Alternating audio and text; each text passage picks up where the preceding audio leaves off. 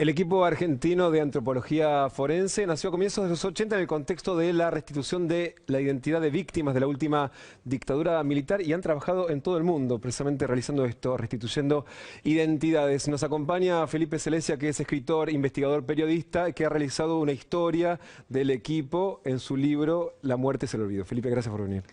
Gracias a ustedes. ¿Y cómo surge el interés por indagar acerca de esta historia tan particular y tan vinculada a la fibra de los argentinos después de lo que fue la dictadura? Yo como periodista venía trabajando en temas de los 70, ¿no?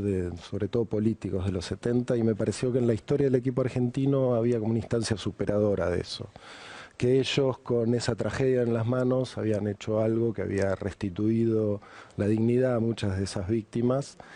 Había dado justicia porque ellos llegaron con pruebas a las cortes que involucraron a los represores y le habían dado cierta paz a los deudos, ¿no? a los familiares de esas víctimas. Además en sí mismo tenían un recorrido que se parecía mucho a lo que se llama el mito del héroe, es decir, aquel que es invitado a un desafío, duda, pero al final se atreve y triunfa. Eso es el equipo argentino de antropología forense en 35 años de vida y colectivamente, que eso me parecía también un dato significativo.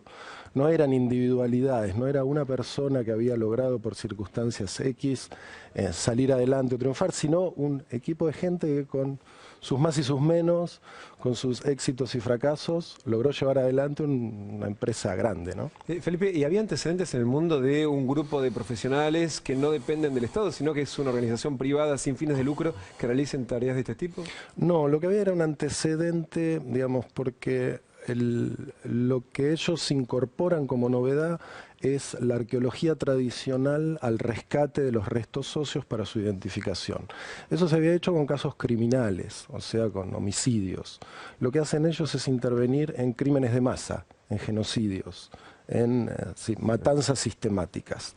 Y esto sí es una nueva área dentro de las ciencias forenses. Y en ese recorrido que hiciste acompañando lo que fue su historia, ¿con qué escollos se fueron encontrando? ¿Cuáles fueron las mayores dificultades? Se fueron encontrando con escollos políticos. Por ejemplo, durante el alfonsinismo, después del juicio a las juntas, digamos, había una idea de que la pacificación estaba dada y que había que dejar, digamos, esas revelaciones del horror de la dictadura en stand-by hasta una nueva etapa. Ellos ahí insisten mucho ante el subsecretario de Derechos Humanos de la época, que era Eduardo Rabosi, que formó parte de la CONADEP, que había que intervenir decididamente y Rabosi se resistía un poco. Ese fue un primer escollo y después con las leyes de impunidad, con punto final y obediencia debida, donde los dejan a su trabajo sin consecuencias jurídicas. Pues, digamos, uno de los motivos de las misiones finales es que haya consecuencias jurídicas de ese trabajo forense y pericial que ellos hacen. Felipe, ¿y cómo fue el momento en el que dejan de ser exclusivamente un grupo dedicado a analizar restos de desaparecidos para empezar a actuar en otras causas? Eso se va dando un poco naturalmente porque cambian de escala, se convierten de un equipo, los fundadores eran 6, eran estudiantes de antropología de la UBA mayormente, y era algo un poco doméstico y casero, que detrás tenía un gran compromiso contra la impunidad. Se fueron transformando en una ONG cada vez más estructurada, cada vez más institucionalizada, y ahora son 65 profesionales en todo el mundo, que si sumamos los consultores y los colaboradores son más de 100. Entonces, bueno, ahí, digamos, se amplió el radio, digamos, el radio de acción de ellos en todas las ciencias forenses. Y conocida esa historia y haber estado tan cerca de lo que fue el origen de este grupo, ¿qué te pasó cuando ellos le devolvieron la identidad a los soldados del cementerio de Darwin?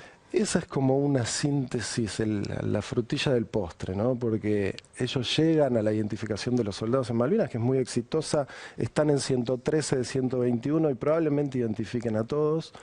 Llegan a través de un gran desarrollo tecnológico que tiene que ver sobre todo con la genética, con un desarrollo de ellos como equipo y también individual de, digamos, una permanente entrenamiento que los lleva a que esa misión, ellos habían hecho una propuesta en el 87 a los excombatientes que era inviable por cuestiones políticas y técnicas. Y 20 y pico, 30 años después lo logran de una manera impecable. Felipe, y pensando en el trabajo que han realizado en el mundo, ¿cuándo fue el momento en el que fueron reconocidos por su prestigio y que le empezaron a dar tareas similares, pero en otros lugares. Cuando se convierten en rockstars. Claro. Cuando esos héroes trascendieron la frontera. Y, digamos, ellos ya venían acumulando prestigio en el mundo científico desde fines de los 80.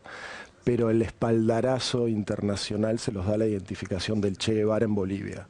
Junto a un grupo cubano hacen una epopeya tremenda porque excavan una gran pista de un aeródromo, una pista vieja ahí en Valle Grande, en Bolivia, donde estaba enterrado el Che. El único dato era que estaba enterrado en esa pista, imagínense, una pista de tierra de dimensiones enormes.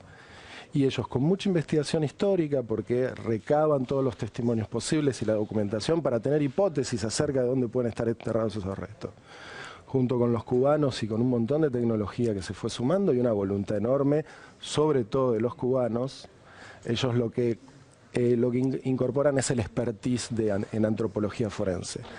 Ahí dan con el Che Guevara, lo identifican y eso es un título mundial, ¿no? Habrá que leer el libro, ¿no? Absolutamente. La muerte es el olvido. Yo he llegado antes, decía Borges. La idea es precisamente combatir el olvido, ¿no? Por supuesto. Gracias por acompañarnos, Felipe. Un gusto. Hasta Gracias. la próxima. Adiós.